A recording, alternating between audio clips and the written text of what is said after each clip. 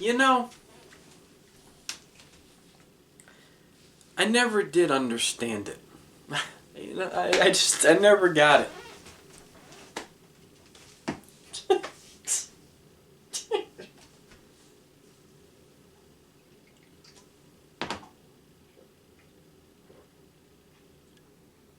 What year are we in now? 2024, right? 2024? I still don't get it.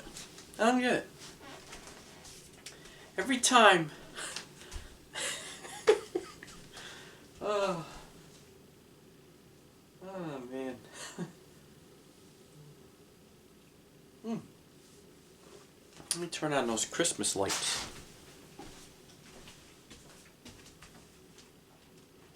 Oh yeah. Oh yeah. I just don't get it. I mean, how long ago was that? Jeez, like 20 years ago.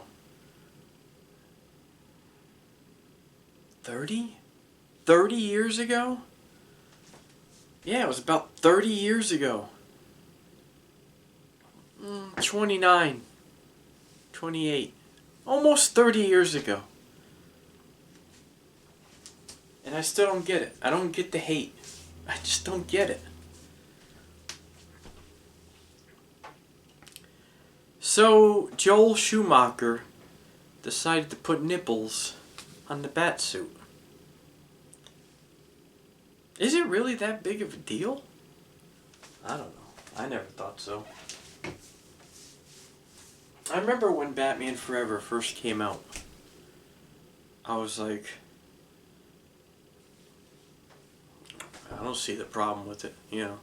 I just remember, like, because I seen Batman Forever in the theater. And I was just like, well, actually,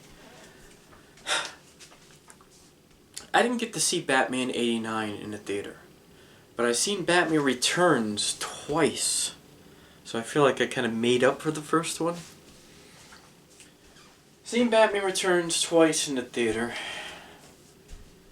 And then I seen Batman Forever once. And then Batman and Robin, believe it or not, seen it in the theater. It kind of became like a tradition. A Batman tradition. Because we seen, by we, I mean me and my brother and my mother, Batman Begins in the theater. We seen The Dark Knight in the theater, and then The Dark Knight Rises in the theater. You know, I don't know why, but there was something about Batman where it was just like, it became like a tradition. Every time a Batman movie came out, we had to go see it in the theater. I seen Man of Steel. Actually, before that, I actually seen Superman Returns in the theater. And then I seen Man of Steel in the theater. I didn't like it. I didn't like Superman Returns. I was so psyched for Man of Steel. I was like, oh, this is going to be a good Superman movie. Can't wait, because Superman's my favorite superhero. Or at least he was when I was a kid. It kind of died a little bit over the years because, like, I started getting into Spawn. And now Deadpool, you know, when characters like that come along, you know. I mean, I used to buy comics when I was like 8, 9, whatever the fuck, back in the 80s. But it wasn't to read them. See, I like to draw. And that's kind of how I started. Well, it's not necessarily. Well, when I was a kid, I used to draw like wrestlers. I used to draw Hulk Hogan and the Ultimate Warrior, and the Simpsons and Garfield. Hulk. I would draw Spider-Man. I liked drawing Spider-Man the most. So that's why, like, I started liking Spider-Man. I was like, he's fun to draw. You know, all the poses and the flexing, the, you know, flexibility and whatnot, and the webs and the like. I just feel like you could do so much with Spider-Man. Not only the hand, but and the three-dimensional, hand is close, the rest of the body's far away. But then on top of that, you get the web coming out and off the page. It was fun to do. Hulk was always fun to draw. I didn't really drawing Superman I never really cared for. Or, I tried drawing Wolverine, but I don't know, it just never really came out right. Spider-Man was my go-to. I used to love drawing Spider-Man.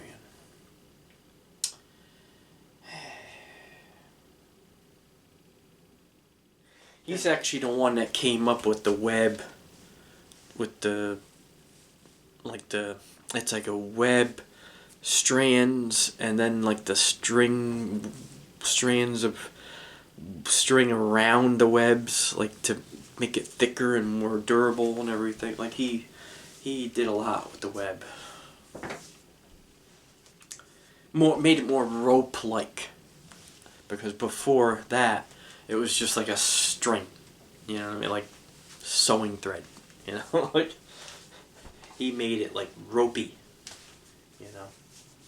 like the way a real spider shoots it out. By the way, if you take a real spider web and put it under a microscope, you'll see that it's like woven, and that's the way he was drawing it. Todd McFarlane started that.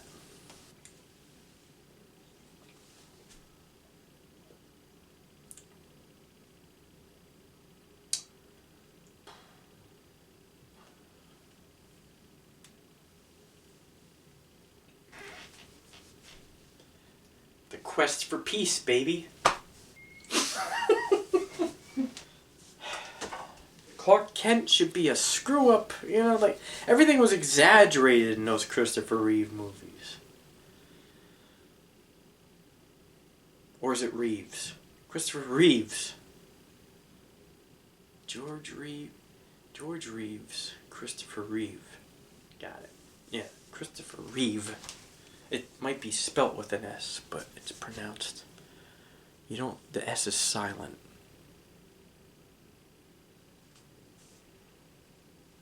I think. Right?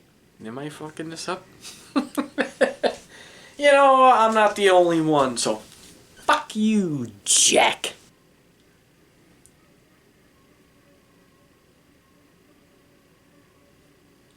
Man of Steel, wasn't a fan. And I'm sorry, Batman versus Robin,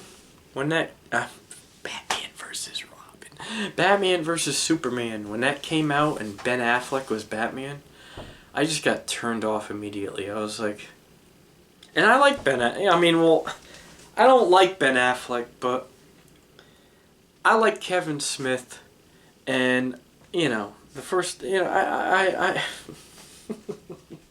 Ben Affleck to me will always be the asshole that runs Fashionable Mail from Mallrats, and the asshole that beats kids with wooden paddles in Dazed and Confused. Like, then all of a sudden he's Batman. I can't do it! I can't do this! This is horrible! Lex Luthor is fucking horrible. It's played by Jesse, what's his face? Horrible Lex Luthor. Superman. I didn't even like Man of Steel. Why am I gonna watch another fucking movie with this guy playing Superman? And then Batman. It's just Ben Affleck is Batman. It didn't make any sense. So I just turned it off. I was like, fuck this. And fuck you, Jack. Val Kilmer turns around and all of a sudden there's nipples on the bat suit. And then a butt crack too, by the way. I just thought it was funny. Everybody kind of laughed, but it was like, at the time, believe it or not, I don't know if you were around back then. I'm 44 years old, so like I said, I was like 15, 16 when that movie came out.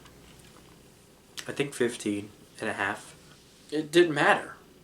I was sitting in there in the theater and, had nipples. To me, I was just like, I guess that makes sense. Why wouldn't it have... Well, it should have just always had nipples. Real bats have 6 fucking nipples. Might even be 8. okay, it's just more detail, that's all. That's how my brain computed it. You know, it's like, oh, the bat suit got more detail now. There's a butt crack and some nipples. Doesn't seem like a big deal. Batman Forever was an awesome fucking movie. Had an awesome soundtrack. It was funny. It was entertaining. You know, I thought it was awesome. Was it as good as Batman Returns or Batman '89? No, but it wasn't that much worse, you know? Like, those movies are 10s. Batman Forever, I would give it like a 7.5, maybe even an 8, maybe. Drew Barrymore, for some reason, is in it, and she's like her part was so, like, she barely had any lines, where it was weird because, like, she could have been anybody. They could have just stuck some nobody in there and it wouldn't have made a difference. But, and then next thing you know, she's marrying Tom Green, and then that was like a whole big thing. And why am I talking about Drew Barrymore now? I don't know. And my beer got warm too. Ooh.